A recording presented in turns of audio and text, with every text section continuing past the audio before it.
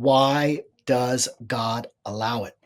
Actually, I would say we don't know for certain, but we can certainly bring up some reasons. I think one of the big reasons is because God wants to give us a wake-up call, right? God is calling us to open our minds to precisely a proper, as I said, like analysis of the situation. If we're not aware of the deep malaise and the problems in our culture, that we're not going to solve it. And so I think sometimes God may permit this.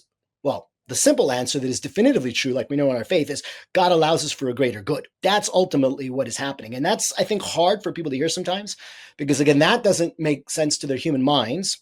So I'd like to explore that a little bit, but it is true. It is true that when there is evil, God is only allowing it because greater good is to come out of it. And he has that in his plan. So what are some of these greater goods? And that's, of course, what we're talking about speaking here in faith. One of them is, as I was saying, for us to open our eyes, for more people to realize this is evil, this is wrong, for more people to sort of say, I don't want my family to go down this path. I don't want my children to go down this path. I'm not going to support this, transgender craze. I'm not going to pump them full of drugs, whether they be of hormonal, genetic nature, or, the depressant stuff I was talking about, the SSIDs, all that stuff. So it's a wake-up call. It really is, I think, and that's one of the good that can come from it. And it's not just us who need that wake-up call. I would say the more of us that understand this, hopefully the church and our hierarchy and our priests will get this wake-up call.